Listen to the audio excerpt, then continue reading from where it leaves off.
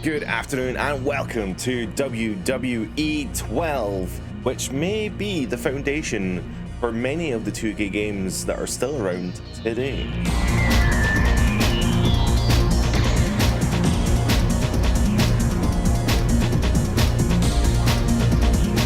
This is WrestleMania 27, I think, and we have Randy Orton versus CM Punk, although that actually did happen at this WrestleMania.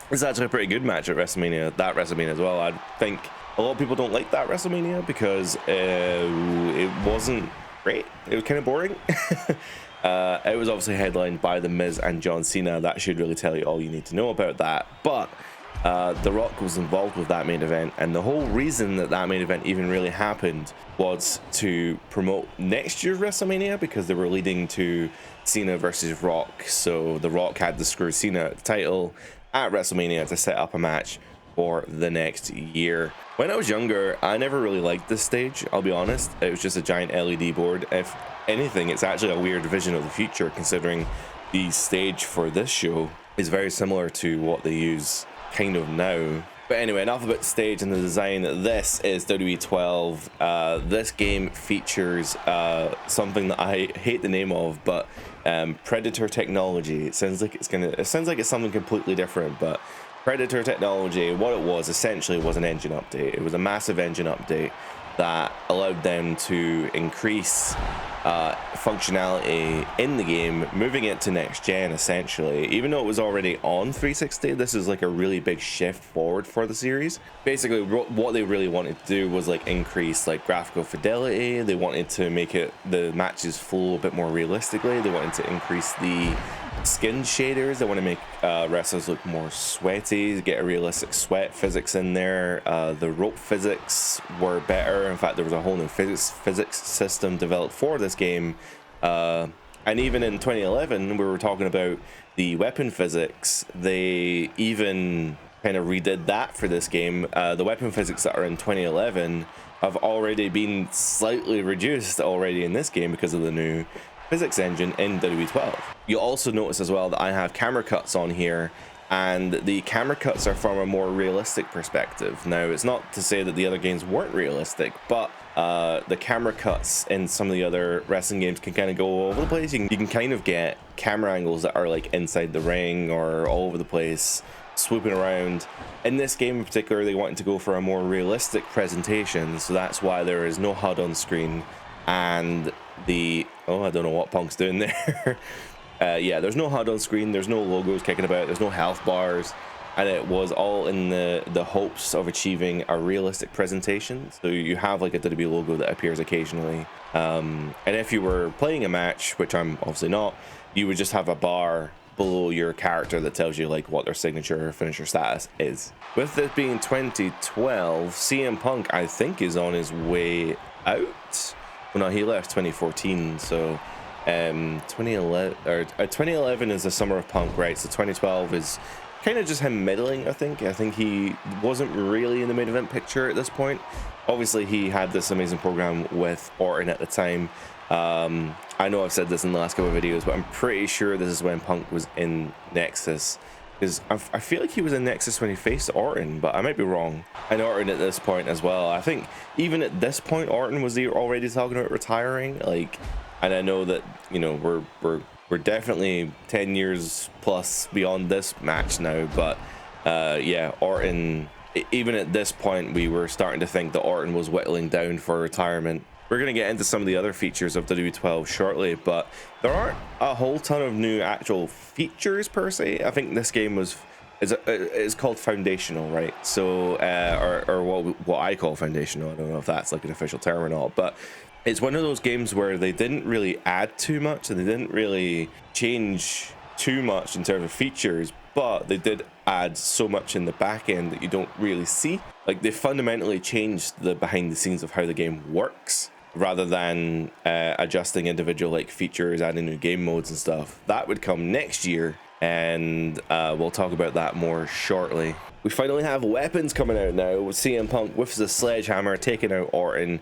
Also a trash can in the ring. Oh, that trash can is looking pretty good. The reflection on that is pretty cool. I don't know if that is actually a reflection or if that's just the texture, but it looks good. Punk and Orton here. Oh, Punk with a face wash. That's just pure disrespect there from CM Punk. And oh no, he's actually got Orton on his shoulders for the GTS. Orton going for a sleep, but no nap time for Orton. He's up for that suplex, that delayed suplex, or a sit out suplex rather. I think Punk had Orton dead to rights there with that GTS, but he decided not to do it. Instead goes for the springboard. I think one of the good features I liked about this game was the fact that they added in more or not functionality, but more like reactive things. So oh, that was weird. Like the way that people lie on the ring mat, or the way that they get up, was all, and even that hitting the stairs are all kind of changed to be a bit more fluid in a way. And what I mean by that is they don't just lie on the ground and like wave around, or they don't like put their arms out as if they're tired or whatever. It's literally just like more realistic. Like they lie there, they might sell a limb or something while they're down, but then they get back up, and depending on how they get back up is depending on how like injured or tired they are. Orton with the chair stalking his prey back in the ring now as Orton hits Punk with the chair. That's incredible. Oh, I thought Orton on the upper hand there almost, but Punk lifting Orton onto the knee with some arm damage to boot. Orton now taking the sledgehammer but refusing to use it. That could be a massive mistake here. Orton with the RKO, taking Punk down, and unlike Punk, Orton going for that pin, getting the 2 count, but Punk able to get the shoulder up in the last second there. But you see there, as Punk was getting up, he sells while getting up, so he was getting up while holding his head, his neck and stuff, and I think that's really cool, because I think that speeds up the game quite a bit actually. I think some other improvements that they made, we didn't show the entrances, but they did add in like echo and reverb. So typically when you watch WWE on TV, you'll hear the entrance music slightly echoing through the arena, and that didn't exist up until this point. They literally just played the music file up until this point. But in 2012 they added in like a slight echo reverb effect, so that when during entrances, like, it sounds like it's coming from the arena, from the sound system in the arena. It's very cool. Another thing that this game has as well is the new crowd system as well. There's I don't know if it's new crowd models, but there's definitely new crowd sound effects, new chants, and new reactions and stuff as well. So the sound of the crowd is very cool in this game. I did think, well, I replayed the game a while ago. I was playing some universe mode, and I felt like the crowd was really quiet. It does get better in future games because, again, foundational. Not the GTS, Anaconda Vice here, and Orton tapping out to the Anaconda Vice. CM Punk getting the win here in this introductory WWE 12 match. This is some good camera work. I like this exit actually. Punk was obviously a really important guy at the time, really major figure in WWE, so they put a little bit extra stank on his entrance and exit, which is really nice. Looking through some of the features for this game is bigger, badder, and better, and is touted as the most realistic depiction of WWE action to date, which, again, with Predator technology, allows them to give that new broadcast TV presentation that promises fluid and dynamic, blah blah blah blah blah. Alright, so what does Predator technology mean? I have a breakdown for that. I'm going to read it out to you now. It says that it delivers a new experience that feels and plays better than before. The gameplay has been improved to provide more fluid action, realistic animations, improved AI, and an all-new breaking point submission system, which basically means that you just smash buttons until they tap out. I don't know if it was specifically new in this game. I think it is actually, but Create an Arena makes its appearance. WWE 12 features the return of the Creation Suite, which allows you to create superstars, movesets, finishers, entries, stories, and so much more. But now you can also create an arena. That is a debut this year. There is also WWE Universe 2.0. This is an overhaul for Universe mode, or not really an overhaul because it only started the previous year, but there's a lot of really cool features in this year's Universe mode that have been added in for this release. You can now actually do a draft, and you have injuries, momentum systems, TV presentation, and you can edit your own show this year.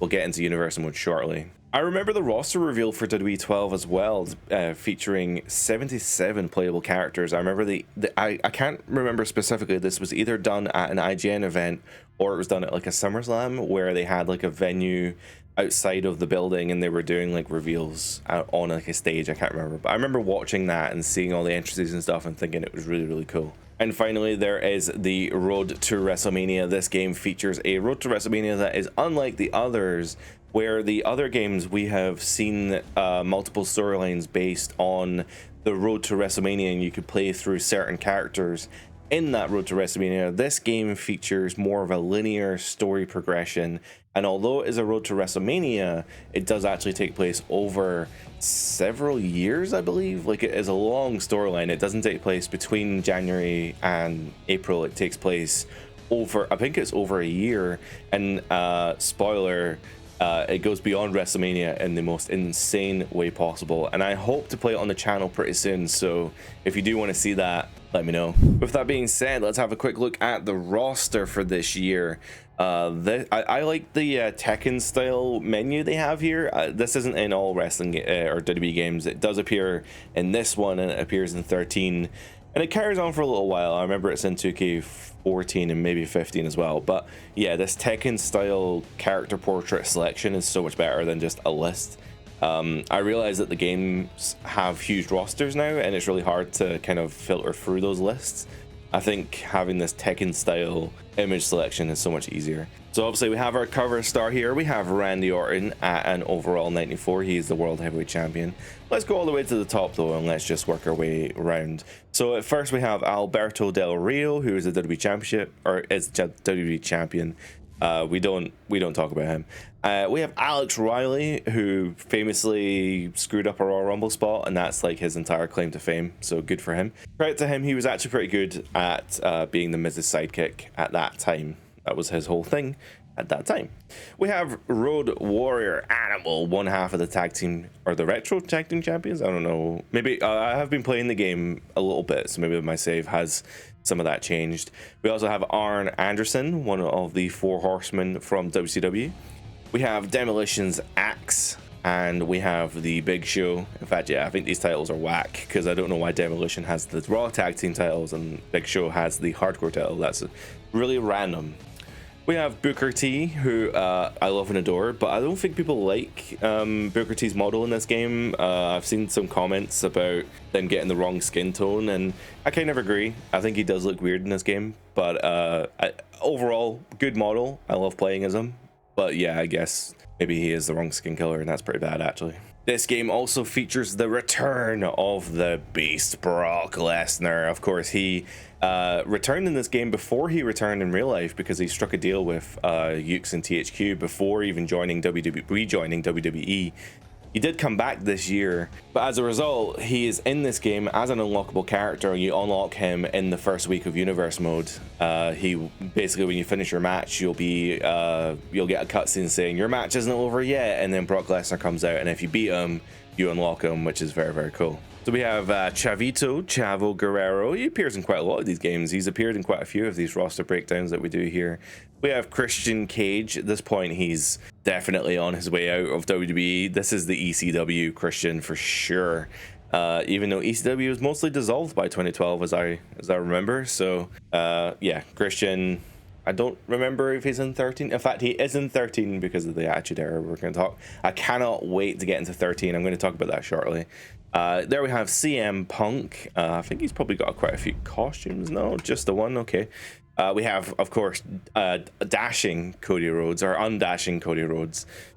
Famously got hit with the 619 at one point during a storyline, and it broke his nose to the point where he had to wear a face mask, and he felt like he was disfigured and ugly. And it's honestly some of Cody's best work. So if you ever get a chance to go back and rewatch some of that stuff, then yeah, it's some of Cody's best work. Short-haired Daniel Bryan. Wow, I don't know what Daniel Bryan was doing at this time in 2014. This might be actually 2012, sorry.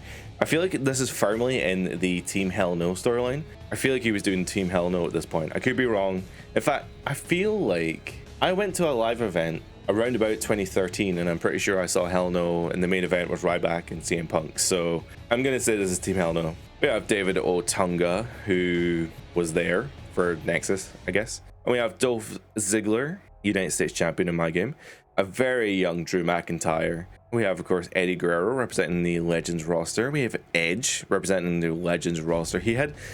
This was a painful one, actually, for me personally, because Edge had literally just retired, like, at that WrestleMania, right? That WrestleMania was his last WWE match at that point.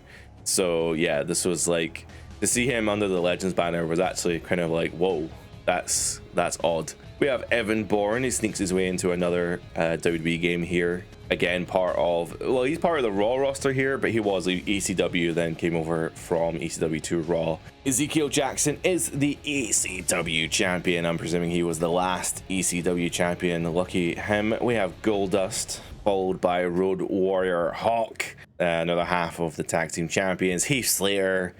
He's got kids, but he's also in Nexus. We have Husky Harris, who you may recognize from, you know, where he ends up. God, I cannot believe, like, humble beginnings and all that, right? But miss you, Bray. Anyway, Jack Swagger. I always thought it was really ironic that Jack Swagger has a name that he can't even pronounce because of his lisp. That aside, though, he would probably rip my head off in various different ways that I can't even imagine. So, absolute infinite badass with a lisp. Of course, our other cover star, John Cena, he's the main guy at the time. His overall is 95. I'm not really much of a stat person, so okay, Orton's 94 and he's the cover star, fair enough. I'm not really one for stats, so the overalls don't really mean too much to me, but I know a lot of people really care about them. We also have John Morrison here. He's had various names over the years. You may know him as Johnny Nitro, Johnny Elite, Johnny Impact. But he's here as John Morrison, and more Nexus representation, Justin Gabriel. We also have Kane here. Although Kane is representing the old look that he had. It doesn't look like it's the current Kane. I'd say current Kane, you know, the Team Hell No Kane. So maybe he's not Team Hell No yet. I'm not really sure. We have big, sexy Kevin Nash, somewhere between Diesel and Kevin Nash here. He plays a role in the Road to WrestleMania, so that's why he's here as well. We have Kofi Kingston, who is, I believe, pre-New Day. We don't have New Day in here yet, so yeah, Kofi Kingston pre-New Day. Not to discredit his work, though. By this point, he was already tag team champion. He may have had an Intercontinental Championship at some point. He was fairly established as a mid-carder at this point. We have Mark Henry. I think he's got a pretty good model in this game, but the thing about Mark, though, is he's like short, but he's round.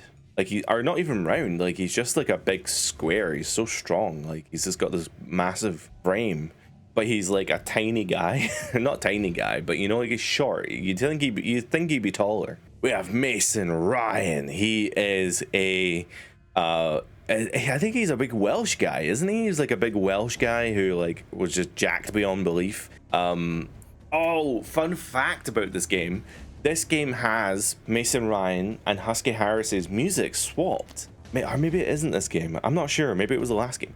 It doesn't really matter. Either way, one of these games got their music swapped round, and it's so rare to see such a small mistake. Nobody really cares about Husky Harris or Mason Ryan at this point in time. But the fact that they got their music the wrong way around is like really odd. So yeah, fun fact. Also, shout out to all the people that didn't know Mason Ryan was Welsh. I'm pretty sure he's Welsh, and the comments are going to keep me right, but yeah. We have Michael McGillicuddy, or Curtis Axel, as you may know him. A very interesting character. I always liked him, but he was unfairly put against his father, right? If you look at Cody has the heritage of Dusty Rhodes to live up to, and that's no small feat. Those are some big shoes to fill. But when you come in being like, this is the son of Mr. Perfect, and he's going to carry the name of his grandfather, and he's going to do this, and he's going to do that, and he's going to have Paul Heyman, and he's the son of, he's a second generation superstar, blah, blah, blah, blah, blah, or third generation superstar, blah, blah, blah, blah. And it's like, man, just let him be himself. He spent so much time building up Curtis Axel, and it just never worked because the crowd, he never had the confidence that he could stand on his own. He needed his dad's name to break out, and I think that showed to the audience to the point where nobody could buy into him. We have The Miz, of course. He is actually an overall 90. That's insane, but he was WWE champion at this point, so I don't know who this guy is. Never heard of him. Of course, we have cover star Randy Orton. We already looked at him, and we have Rey Mysterio in the black as well, looking very airbrushed in that picture. Ricky the Dragon Steamboat, not much to say. I'm pretty sure he appears in the Road to WrestleMania. We have R-Truth returning here. I would love to know how many games R-Truth is in. The fact that he is in the Raw Xbox game as K-Quick means that he's probably been in quite a few wrestling games. So that's definitely something we should look at in the future. We have Santino Marella, of course, famous Italian-Canadian wrestler who won the Intercontinental Championship on his first night. Just a fan, not even a wrestler. He just jumped the barrier and completely kayfabe, you know, totally not a wrestler whatsoever. We have Sheamus here. Sheamus's hair looking like a battle axe, which is looking sick as hell. Of course, we have Sin Cara. This is the original Sin Cara by the looks of it. This is Mystico right here. Famously, Sin Cara just having the most cursed WWE run ever. I mean, they didn't do him any favors. When he was wrestling, he had this horrible orange light on all of his matches, which credit to 2K, or God, why did I say 2K? Credit to Ukes, man, my brain's mush. They did actually implement the orange light if you play as Sin Cara in one-on-one matches, so that's a really nice touch. I didn't like it in real life, but I do appreciate the fact that it's like a little feature in the game. The other half of Demolition, we have Smash, and of course we have the Rattlesnake, Texas Rattlesnake I should say, Stone Cold Steve Austin. He was a pre-order bonus in the previous game, which was super lame, but he appears here in the base roster of this game. We have known criminal Ted DiBiase Jr. I feel bad to label him like that. Of course, tax evasion is no joke, but yeah, Ted DiBiase. Ironically, for him to get done for tax evasion, considering his character and father, but all that. But whatever. We have Triple H. It's kind of weird for me now, like, to see Triple H as an active wrestler. He's been like behind the scenes for so long now or he's been running the show for so long now that I kind of sometimes forget that he was an active wrestler. Not just an active wrestler, he was like the guy in the company for a long time. And obviously by this point in his career, he's like legend status, right? So this WrestleMania, in fact, for a few WrestleManias at this point, he's facing The Undertaker. He's just putting people over. I think he put over Sheamus at one point, or he tried to. And yeah, like he's just killing time at this point to retirement, which is ironic because that never came or hasn't come so far. We have Tyson Kidd here, one part of the Hart Dynasty. Although interestingly, no Davey Boy Smith, so Tyson Kidd obviously just on his own here. We have The Undertaker, flanked by Vader. I always love Vader in the games. He's one of my favorite characters to play as, so it's very cool that he made it in here. I love Double E. And the returning Wade Barrett. So this is a very good Nexus representation. If you like Nexus, this game has got it all, really. There's so much Nexus in here. With Justin Gabriel, was Evan Bourne Nexus? I can't remember. But and I'm pretty sure Punk was Nexus at this point. Anyway, Wade Barrett, very cool here. William Regal appearing in another wrestling game. He kind of snuck into quite a lot of wrestling games at this time. He's in quite a lot of them. We have Yoshitatsu, who I absolutely adore. I've always loved watching Yoshitatsu. He's such a great wrestler, and yeah, unfortunately had a really bad injury, so never really made it very far. And then we have Long Island Ice Z, Zack Ryder. But that's not all. This game actually features quite a bit of downloadable content. I have some of it. I don't know if I have all of it, but we have Michael Cole. Yay. We have Jerry the King Lawler. Yay. We have good old Jim Ross. Actually pretty awesome. I quite like Jim Ross. We have Shawn Michaels not in the base game, which is kind of insane. I mean, he had retired the year prior, so maybe they thought they could be cheeky and just chuck him in DLC, but that's cheeky. We have a Attitude Era Edge. Interestingly, Edge obviously in the base roster, but we have an Attitude Era Edge. We have an Attitude Era Christian as well, maybe a little of a hint towards what was going to happen in WWE 13. We have Baptista, which is very, very cool. I'm guessing Batista had left the company by this point. In fact, no, he had left the company at this point, because he had a match with Cena at WrestleMania 26. So Yeah, I'm pretty sure he left at WrestleMania 26, so this is his legend status. I'm pretty sure, unless I've got my timeline wrong, I probably have. Somebody call his mama. We have Brodus Clay the Funkasaurus. Credit to him though. I don't think he's doing the credit. I don't think he's doing the Funkasaurus thing at this point. I think he's just being Brodus Clay. Very cool he made it in here. I'm glad he had his WrestleMania moment. I just don't like him. And we have, oh yeah, Macho Man Randy Savage appearing here as DLC as well, filling in for that kind of WCW side of things. This game, you may notice from the roster, for a very specific Road to WrestleMania reason, that this game does feature quite a bit of WCW stars, and I think Savage is in there as part of that. We also have Mick Foley appearing, which is very, very cool. It's always good to have Mick in the roster. We have Masked Kane. I don't think he appears a lot. Masked Kane. I've seen a lot of people online talking about Masked Kane in the current games, and he hasn't appeared in a long time. So this is very cool that we have this 90s Kane, probably his best look, to be honest. And of course we have the pre-order bonus, The Rock. He appeared at the WrestleMania that year, so he appears as the pre-order bonus for WWE 12, The Rock.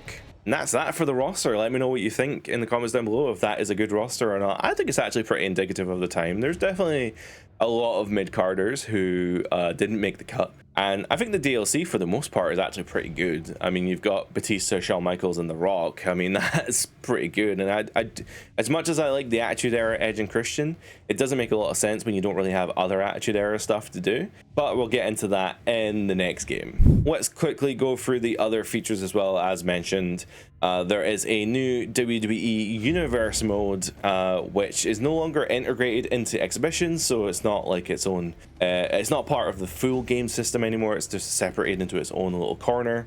I guess apparently the titles do change though, because those championships match with what I saw in the other mode, or in exhibition rather, which is interesting. But yeah, so we have Raw, Superstars, and SmackDown, and then you've got your full calendar year of wrestling. You can now edit actually these shows, so you can actually create a show based on any of these logos.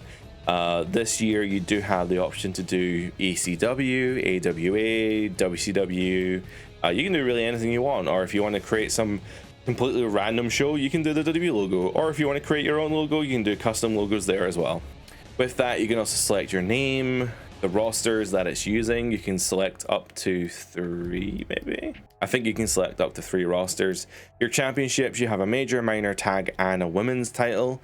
Those encompass the full show. And you also have the arena and the graphics and all that. And you can choose whether it is included in the universe draft or not at the end of the year. You can still skip ahead if you wanted to. If you wanted to go straight to the Rumble, for example, you can skip all the way up to the Rumble, and it should give you a rundown of all the things that have happened in that time. So here is the card for the Royal Rumble in our universe mode. We have an Intercontinental Championship match between Ezekiel Jackson and Sin Cara. We have a United States Championship match between Dolph Ziggler and Kofi Kingston. And we have a Divas Championship match between Kelly and Natalya. Del Rio and Cena go at it for the WWE Championship. The Dead Man, The Undertaker, is facing the Viper, Randy Orton, for the World Heavyweight Championship. And of course, the main event for the main event of WrestleMania slot, the 30-man Royal Rumble. And that persists, right? So the winner of the Royal Rumble will be booked into the final match of WrestleMania. As mentioned as well, you do have these momentum bars, so you can see in the top right there, I'm a little bit covering it actually, hold on. There is the momentum bar by Del Rio's face, that punchable face right there, and that dictates the plus scores on the stats. So you'll see that like his strike power is 77 plus 2, and the reason it's like that is because the more momentum you have, the more stat gains you have. So it's just it's a way of like, if you win more matches and if you're doing well in your career, then you will get a little boost to your stats and make you slightly better, which I quite like. So that's very cool. We of course have the Road to WrestleMania, as mentioned, a whole new story this year. That's spoilers, but I have it completed in this game. So it takes part over 3 storylines. So the first storyline you play as Sheamus, the second storyline you play as Triple H, and then the third one is a custom created character. And it all encompasses the same story. There are natural breaks in the storyline, so when you hit a certain part of the story, you'll swap to the other chapter. And yeah, it's all very, very cool. So we won't get into it just now, because don't worry, season 1 Sunday, it will be on there because I love the storyline. But yeah, we need to... They got rid of the free roam backstage and stuff and just made it completely linear, more straight, like streamlined story, and there is a lot of stuff to get into in that mode, so we'll get there. We have creation suite, so we have superstars, entrance, moveset, finisher, story, arena, logo, and highlight reel. We've already been through story. It crashed on the other games, but hopefully it works here. And for the first time ever, we have create an arena.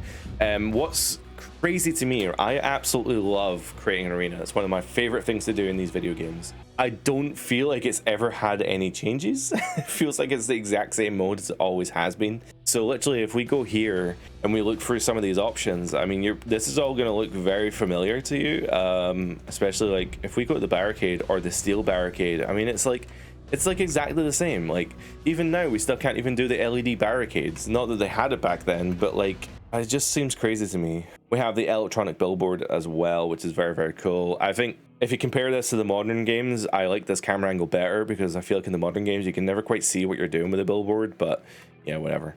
And here you go. So how do you change the oh, so you can't change the stage, you can only change the ring? Like, is there no way to change the... You can only change the ring and not the stage. That is really interesting. I didn't know that that was a thing, but I guess it makes sense. The ring is really where all the action takes place, so it kind of makes sense now that I'm thinking about it, that in the first iteration you can only create a ring and not a ring. It's weird that it's called create an arena. You think it would be called create a ring or something? I don't know. So we have a fatal 4-way TLC match where the aim of the match is to pull the briefcase down from 20 feet above the ring using those ladders. Shawn Michaels already getting a head start. He's set up the ladder in the middle of the ring and used it as a weapon already. So the 4 superstars that we've picked here are picked on purpose.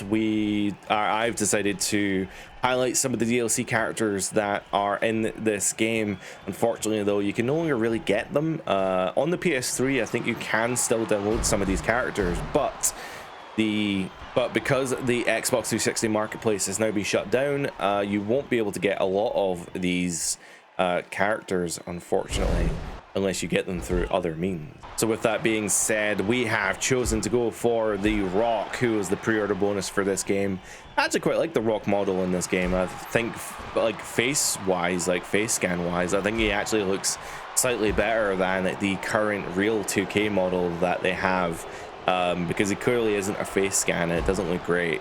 Some of the retro Rock models in the current games look fine, but the current one, it just looks weird. I don't think it looks like him that much at all. We've also opted for Masked Kane. Masked Kane, of course, having the 2 long sleeves, which I think he's only really done once or twice. I can't remember specifically, but it makes me think of the Unforgiven Inferno match, because he did have the 2 sleeves then, purposely so that he could, you know, be set on fire. We also have Shawn Michaels, the Heartbreak Kid here. He is wearing the black tights, which is a little interesting because that means that this is like a kind of a Legends deal. Shawn Michaels, he kind of looks like the Shawn that retired, but he's wearing the black trunks, which is a little odd. When he retired, he was wearing these kind of like trouser bottom things, not really the tights. So yeah, just an interesting look, but I do like this look for Shawn. I think it's a good... I like the design for sure. And I'm ignoring it. I am ignoring it, but we're going to have to talk about it, the fact that Michael Cole is also in the ring.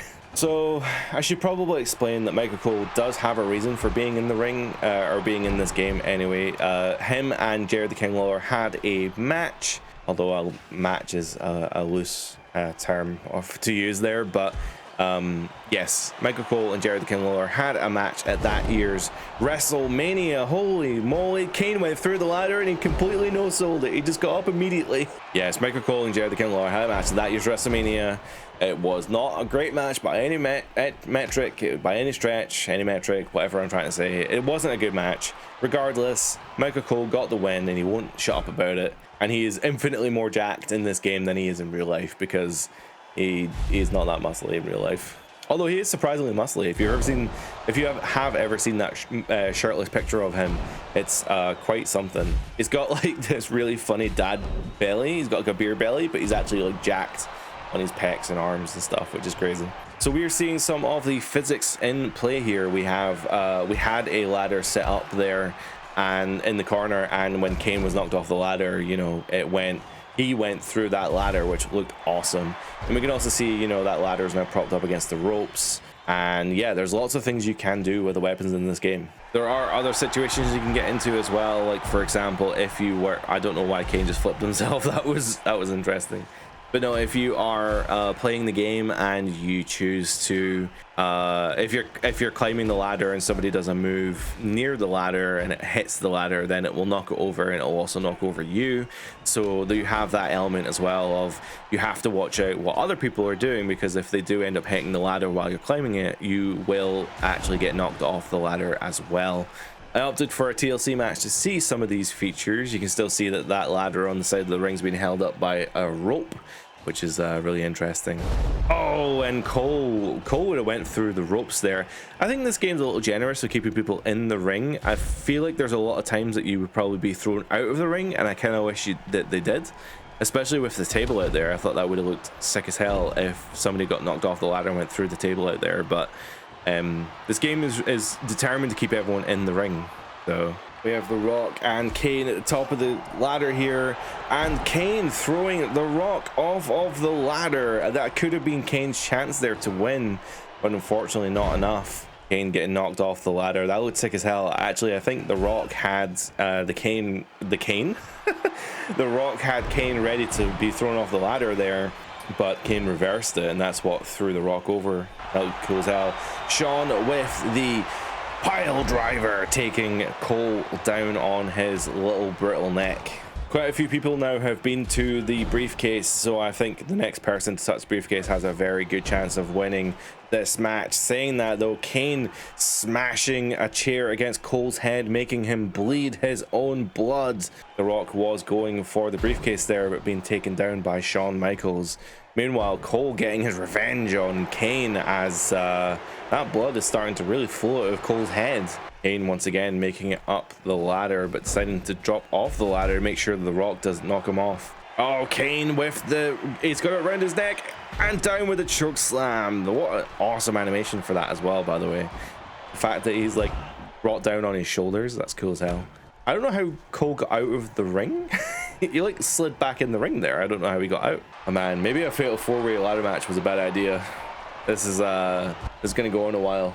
Looks like The Rock was actually maybe trying to get the Kane back into the center of the ring, maybe for the people's elbow, but with the ladder being in the way, I don't think The Rock was able to do that. Saying that though, we've got a rock bottom on Michael Cole into the ladder, completely no-selled, as if it was the Matrix. That was pretty crazy. The Rock with the briefcase. I think he's been able to unhook it. He has.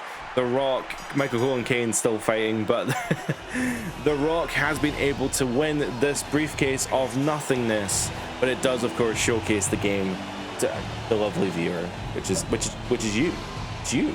And that's going to be us for today. Thank you so much for watching. Just as a side note, obviously the St. Columbus Hospice fundraiser was just the weekend past, and we were able to raise over $6 grand for an amazing cause. So if you were able to tune into the stream, thank you so much for just being there with us as we did that. If you want to catch the video, then check out Docky93.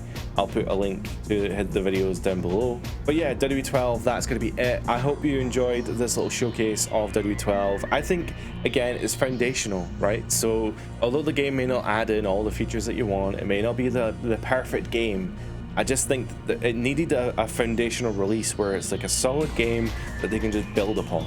And in a way, they kind of did it again with 2K22, right? So 2K20 was just not a good game. They delayed 21. 2K22 came out as a foundational release. There isn't like a whole ton added to the game, but like gameplay wise, it's just so different. It's so much better.